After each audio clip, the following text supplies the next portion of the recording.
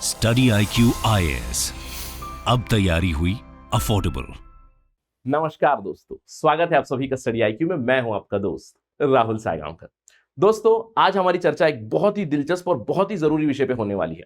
यह डिस्कशन जुड़ी हुई है पॉलिटी से। आज हम लोग चर्चा करने वाले हैं साइमल्टेनियस पोल्स या फिर साइमल्टेनियस इलेक्शंस के बारे में। आपके दिमाग में सवाल आ रहा होगा, सर ये डिस्कशन हो क्यों रही है? क्योंकि रिसेंटली केंद्र सरकार ने फिर से समर्थन किया है साइमल्टेनियस इलेक्शंस का। आप ऑलरेडी जानते हैं कि prime minister Narendra Modi is ardent supporter of simultaneous elections. कई सालों से वो इस चीज को प्रमोट करने की कोशिश कर रहे हैं, इस चीज को इंप्लीमेंट करने की कोशिश कर रहे हैं।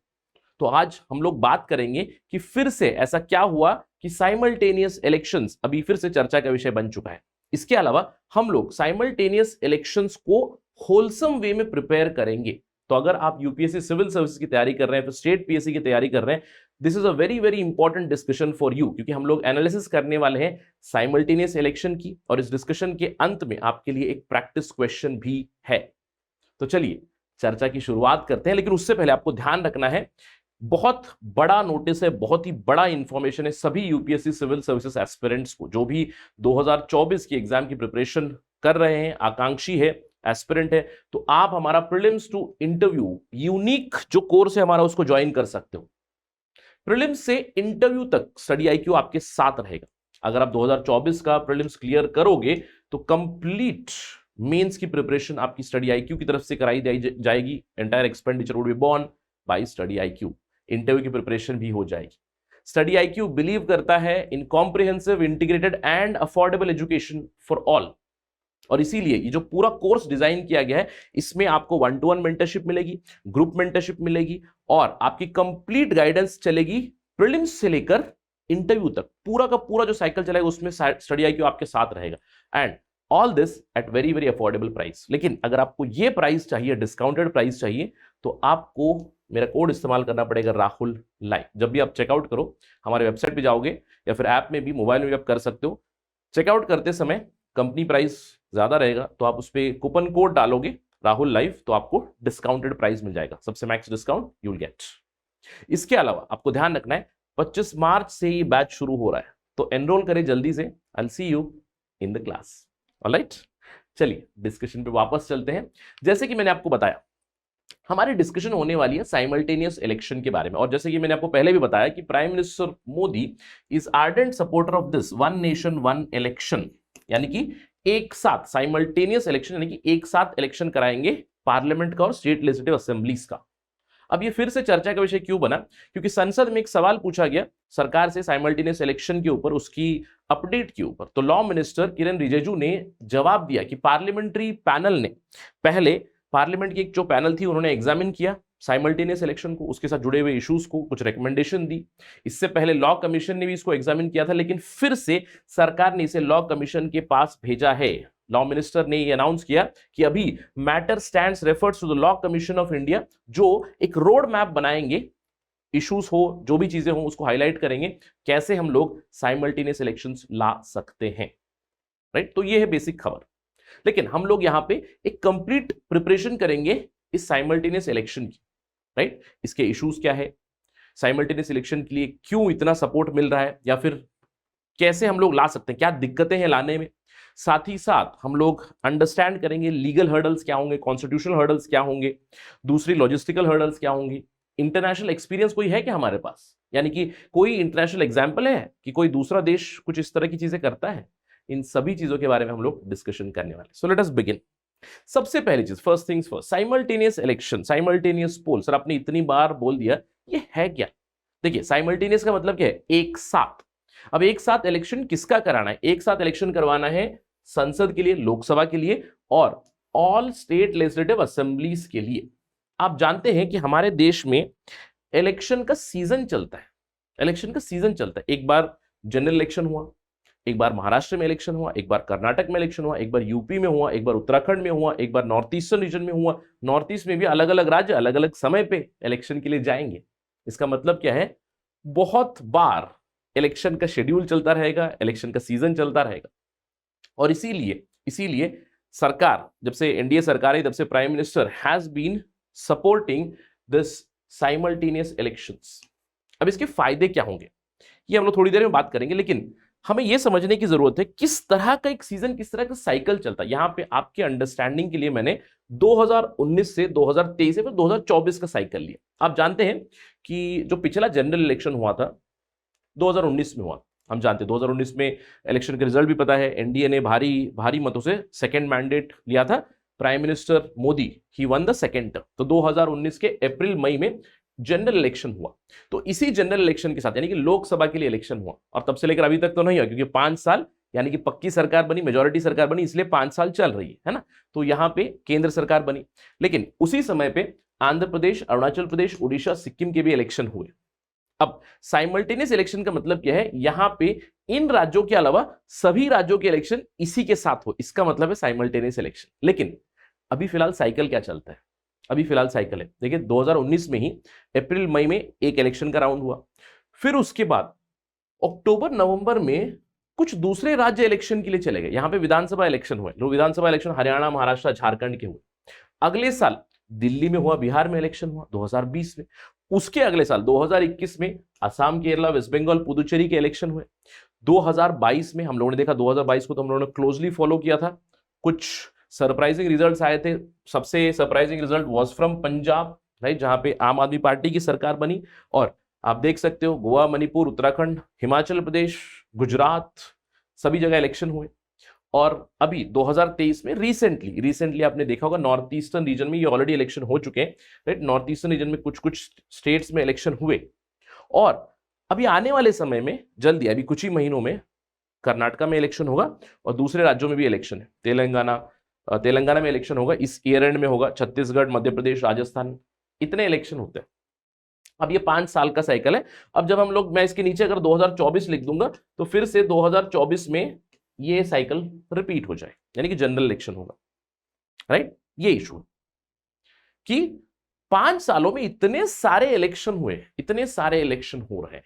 अब क्या पहले से ही ऐसा हुआ करता था? और ध्यान रखिएगा, यहां पे तो मैं आपको केवल संसद और स्टेट लेजिस्लेटिव असेंबली के बारे में बता रहा हूं, लेकिन आप जानते हैं कि इंडिया में 1992 के बाद 3 टियर स्ट्रक्चर बना है, यानी कि लोकल इलेक्शन भी होते हैं, पंचायत के इलेक्शन, म्युनिसिपैलिटी, म्युनिसिपल कॉर्पोरेशन के इलेक्शंस वगैरह भी होते हैं, आप जानते हैं। उसके बारे में तो हम लोग बात भी नहीं कर रहे। लेकिन अगर हम लोग इतिहास देखें तो इंडिया में इतिहास है साइमल्टेनियस इलेक्शंस का। क्यों? क्योंकि जब पहली बार इलेक्शन हुआ, देखिए 1952 में पहला इलेक्शन हुआ, ऑल्दो 1947 लिखा है, but try to understand, first election happened, संविधान आया, संविधान के बाद 1952 में जब इलेक्शन हुआ तो उस समय पे कांग्रेस की सरकार थी, तो हर जगह पे इंडियन नेशनल कांग्रेस की सरकार थी।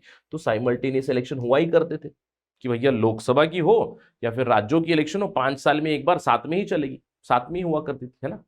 लेकिन 1967 में चीजें बदली, इसके बाद कोएलिशन का एरा आया। अभी भी कई सारे राज्यों में कोएलिशन सरकारें चलती हैं, लेकिन केंद्र सरकारें यानी केंद्र लेवल पे पिछले 2 टर्म से एनडीए ने खुद से मेजॉरिटी गार्नर की हुई। एनडीए से भी मैं कहूंगा बीजेपी ने खुद से मेजॉरिटी जरूर गार्नर की हुई है। तो 1967 के बाद एरा ऑफ मल्टीपल इलेक्शन शुरू हुआ कि केंद्र सरकार के इलेक्शन एक बार होंगे, फिर राज्य सरकारों के होंगे, राज्य सरकारें गिरेंगी, फिर सरकारें बनेंगी, फिर इलेक्शन होगा। तो बहुत ही साइकिल्स शुरू हुए जो मैंने आपको बताया। अभी फिलहाल this is the current cycle, ठीक है। अब इससे प्रॉब्लम क्या होती है? अब आप सोच रहे हो कि सर ठीक है इलेक्शन होने दो, दिक्कत क्या है, क्यों सरकार कह रही है कि साइमल्टेनियस इलेक्शन करें?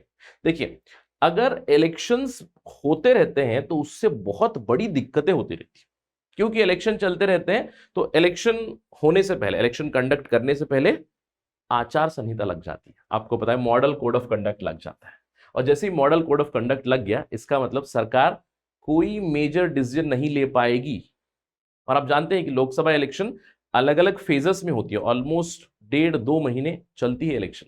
तो उससे ऑलमोस्ट 1 महीना पहले अगर मॉडल कोड ऑफ कंडक्ट लग गया तो 3 महीने आपकी आचार संहिता लागू होगी, तो काम थोड़ा सा रुक जाएगा, यानी कि गवर्नेंस का टाइम आउट हो जाएगा। अब इमेजिन कीजिएगा कि केंद्र सरकार के लिए एक बार हो, लेकिन अलग अलग राज्यों में कितनी बार इलेक्शन हो रहा है, कितनी बार मॉडल कोड ऑफ कंडक्ट लग रहा है इन डिफरेंट स्टेट्स।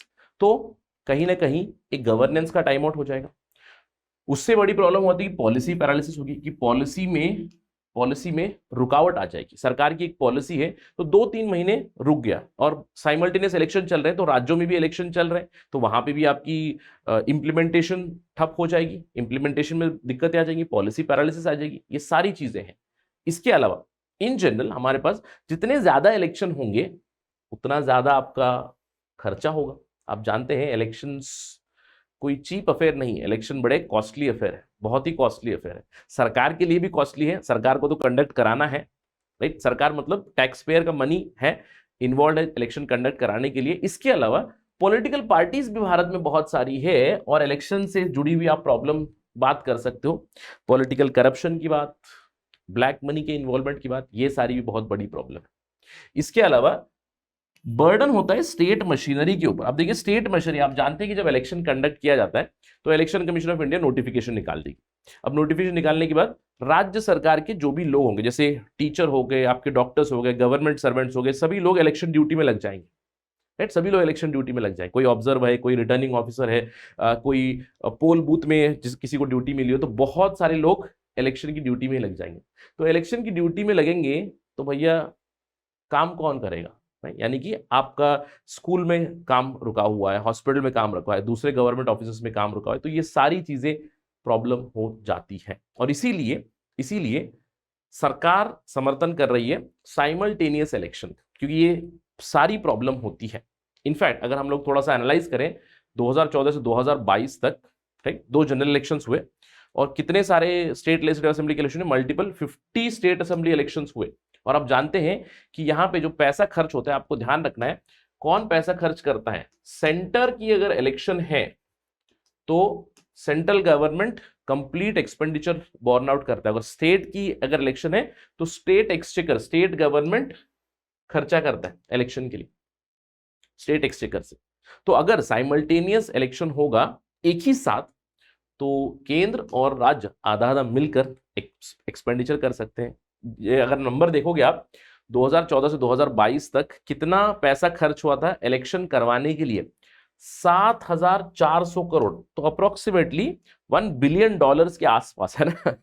$1 बिलियन के आसपास इलेक्शंस में खर्चा हुए 2014 से 2022 तक। तो ये बेसिकली कह रहे हैं कि स्टेट एक्सचेकर को पैसा बचेगा मल्टीपल इलेक्शंस में, राज्यों को भी फायदा मिलेगा, केंद्र को भी फायदा मिलेगा, दोनों हाफ हाफ एक्सपेंडिचर करेंगे, राइट। इसके अलावा सवाल ये उठता है कि सर आपने बता दिया, ठीक है, दिक्कतें तो बता दी, लेकिन क्या ये इतना आसान होगा क्या कि चुटकी बजा के हम लोग साइमल्टेनियस इलेक्शन करवा सकते हैं? नहीं। देखिए भैया, हमारा देश एक बहुत बड़ा देश है, it is a country of elephantine size, elephantine population also, right. इसका मतलब है कि इलेक्शन कंडक्ट करने के लिए जो भी इश्यूज आएंगे उसको भी रिजॉल्व करना पड़ेगा, राइट। अब सबसे पहला इशू है, जैसे मैंने आपको ये स्लाइड दिखाई, इससे आपको क्या अंडरस्टैंड हो रहा है? इससे आपको अंडरस्टैंड ये होना चाहिए कि चलो सर आपका आर्गुमेंट अगर मैंने सुन भी लिया, साइमल्टेनियस इलेक्शन अगर कराना भी है तो ये तो ठीक है, दिस वाज साइमल्टेनियस इलेक्शन, तो चलो 2019 में जिसके भी हो रहे हैं उनको हम लोग साथ में लेकर भी आए, क्योंकि इनका तो 2-3 महीने ही टाइम पीरियड होगा, मतलब इनको मुझे कहना पड़ेगा कि 2-3 महीने आपकी जो अवधि है, आपकी 2-3 महीनों की जो अवधि है, फिर 6 महीनों की जो अवधि है, अप्रैल मई अक्टूबर नवंबर, जो भी अवधि है उसको कट शॉर्ट करें, है ना, उसको कट शॉर्ट करके जल्दी करना है। तो क्या यहाँ पे पॉलिटिकल पार्टीज मानेंगी कि 6 महीना कम रूल करना है? ठीक है, राइट। अब यहाँ पे शायद मान भी ले कि भैया 2023 में जो लोग हैं इन्हें अगर कह दो कि आप 1 साल 1.5 साल और रूल कर लो तो आसानी से कर भी लेंगे, तो कंसेंसस शायद आप बिल्ड भी कर सकते हो, लेकिन बाकी लोगों को क्या करोगे? इसका मतलब है कंसेंसस लाना पड़ेगा, you need to bring federal consensus. ये बहुत जरूरी चीज है कि सभी को साथ में लाना पड़ेगा। तो कैसे कंसेंसस आएगा? सबसे बड़ा problem, how do we synchronize, यानी कि कुछ स्टेट लेजिस्लेटिव असेंबलीज की अवधि हमें ज्यादा करनी पड़ेगी, कुछ स्टेट लेजिस्लेटिव असेंबलीज की अवधि कम करनी पड़ेगी, ठीक है। इसके अलावा जब इलेक्शंस होंगे तो क्या मुझे कंफ्यूजन होगा? क्योंकि देखिए एक ही दिन इलेक्शन हो रहा है, एक ही दिन मतदान हो रहा है, या फिर एक ही समय पे मतदान हो रहा है, और मतदान मुझे करना है लोकसभा के लिए और मतदान मुझे करना है मेरी स्टेट लेजिस्लेटिव असेंबली के लिए। तो क्या इश्यूज भी मिंगल हो सकते हैं, इश्यूज भी मिक्स हो सकते हैं, राइट? और शायद हो सकते हैं, राइट, बिल्कुल। जो नेशनल इश्यूज है, जो लोकल इश्यूज है, national issues might trump the local issues, या फिर local issues might trump the national issues, है ना? ये भी हो सकता है। इसके अलावा we do have problem legally constitutionally, क्या ये पॉसिबल है, राइट? क्या मुझे कुछ बदलाव लाने पड़ेंगे, राइट? साथ ही साथ क्या लॉजिस्टिकली ये पॉसिबल है, इन सभी चीजों के बारे में सोचना पड़ेगा। तो इसके ऊपर थोड़ा सा और रोशनी डालने की मैं कोशिश करूंगा। जैसे कि मैंने आपको बताया फेडरल इशू तो है, फेडरल इशू है मतलब सारे के सारे राज्य सरकारों को हमें एक समान लाना पड़ेगा, कंसेंसस बिल्ड करनी पड़ेगी। और आप जानते हैं कि अगर समझ लो अभी फिलहाल एनडीए रूल कर रहा है, तो बीजेपी के जो भी स्टेट्स होंगे शायद ओके भी कहते हैं। जैसे महाराष्ट्र में हाल ही में खबर आई, महाराष्ट्र से खबर आई क्योंकि बीजेपी और Shiv Sena which is led by Eknath Shinde जो सरकार है, उन्होंने कहा कि हम भी मतलब साइमल्टेनियस इलेक्शन को एक्सप्लोर करना चाहेंगे, वी विल सपोर्ट इट करके। ठीक है, तो कहीं ना कहीं जो बीजेपी प्रो या फिर बीजेपी की सरकारें स्टेट्स में शायद वो ओके भी कहते हैं, लेकिन जो बीजेपी से ऑपोजिट पार्टी यानी कि ऑपोजिशन की जो पार्टी से, क्या वो ओके कहेंगे? इनफैक्ट हम लोगों ने देखा भी था। जैसे मैं एग्जांपल आपको देता हूं तेलंगाना का। अब तेलंगाना का आपको याद होगा 2019 में जो Telangana state legislative assembly election होने वाली थी ना, वो इलेक्शन जनरल इलेक्शन के साथ होनी थी, लेकिन तेलंगाना के सीएम केसीआर ने 6 महीने पहले ही असेंबली को डिसॉल्व किया। तो कहीं ना कहीं ये इशू हो सकता है कि सेंट्रल इश्यूज और स्टेट इश्यूज इंटरमिक्स हो जाए, इसलिए तेलंगाना की इलेक्शन 6 महीने पहले करा दी गई। तो ये भी इशू है। तो कैसे हम लोग कंसेंसस बिल्ड करेंगे, ये एक बहुत बड़ा सवाल है। इसके अलावा सर लीगली कॉन्स्टिट्यूशनली मुझे क्या क्या करना पड़ेगा? देखिए, लीगली तो सरकार लॉ वगैरह बना देगी, जो भी अमेंडमेंट करना है लॉस में कर देगी, है ना। लेकिन कॉन्स्टिट्यूशनल अमेंडमेंट भी लगेगा। अब कम से कम 5 आर्टिकल तो अमेंड करने पड़ेगा। आर्टिकल 83, 85, 172, 174, 356, है ना। इतने हमें अमेंड करने की जरूरत पड़ेगी। आर्टिकल 83 पार्लियामेंट की ड्यूरेशन के बारे में बात करता है। आर्टिकल 85 डिसोल्यूशन ऑफ लोकसभा की बात करता है। आर्टिकल 172, 174 वही स्टेट लेजिस्लेचर्स के लिए करस्पॉन्डिंग आर्टिकल्स है। और आर्टिकल 356 है जो बात करता है प्रेसिडेंट्स रूल की। अभी प्रेसिडेंट्स रूल क्यों चाहिए? या तो अवधि कम करनी है तो अवधि बढ़ानी है, तो प्रेसिडेंट्स रूल में भी थोड़ा सा बदलाव लाना पड़ेगा। साइमल्टेनियस इलेक्शन करवाने के लिए हम लोग ये कर रहे हैं, इस तरह का एक क्लॉज जरूर आना पड़ेगा, है ना। इसके अलावा लॉजिस्टिकल इशू बहुत हो जाएगी। जैसे मैंने बताया हमारा देश कोई छोटा देश नहीं है ना।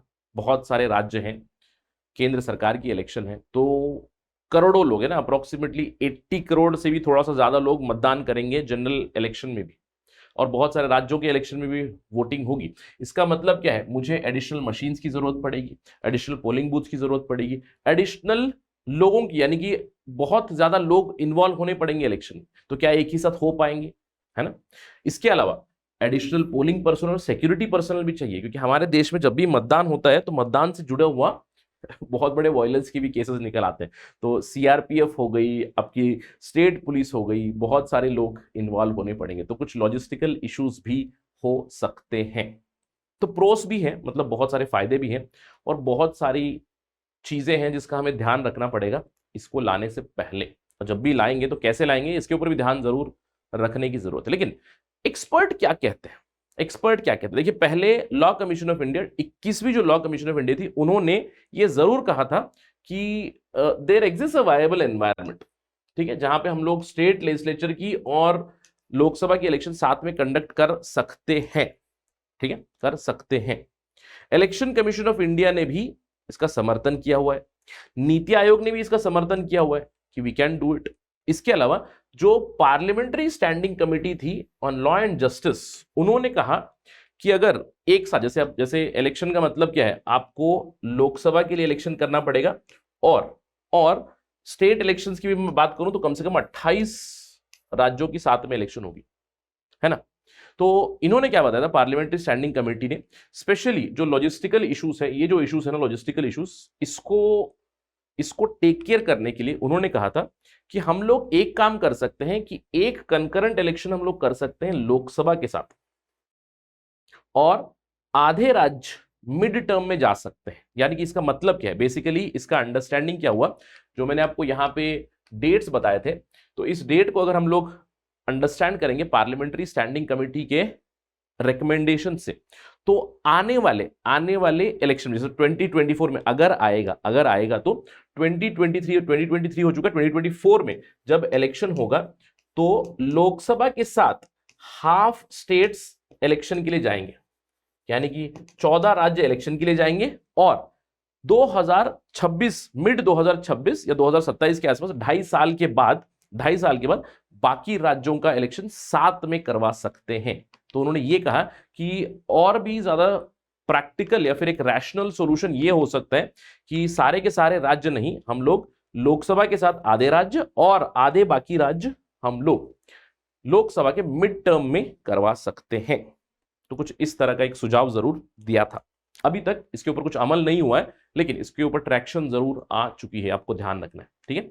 तो ये है अभी तक की परिस्थिति। लेकिन जाते जाते आपके लिए एक सवाल जरूर है, ये जस्ट फूड फॉर थॉट है कि साइमल्टेनियस इलेक्शन के ऊपर हम लोग इतना बात कर रहे हैं, बट जब भी हम लोग प्रिपरेशन करते हैं यूपीएससी सिविल सर्विसेज की, तो आपको ये समझना है कि इलेक्शन में ये तो दिक्कत है कि भैया बहुत सारे इलेक्शन होते हैं हमारे देश में, जिससे पॉलिसी पैरालिसिस होता है, एक एडमिनिस्ट्रेटिव टाइम आउट जरूर होता है। लेकिन क्या simultaneous election will it be a panacea to all the solutions? Will it be a solution to all the problems? क्या सारे के सारे हमारे जो दिक्कतें हैं इलेक्शन की वो सॉल्व हो जाएंगे क्या? नहीं, है ना, बहुत सारे इश्यूज रह जाते हैं। तो उसके बारे में थोड़ा सा सोचिएगा जरूर, क्या दिक्कत है। जैसे यार सबसे बड़ी दिक्कत ये है, ब्लैक मनी की दिक्कत है, पॉलिटिकल करप्शन की दिक्कत है, हॉर्स ट्रेडिंग की दिक्कत है, और हमारे यहाँ पे क्रिमिनलाइजेशन ऑफ पॉलिटिक्स की बहुत बड़ी प्रॉब्लम है।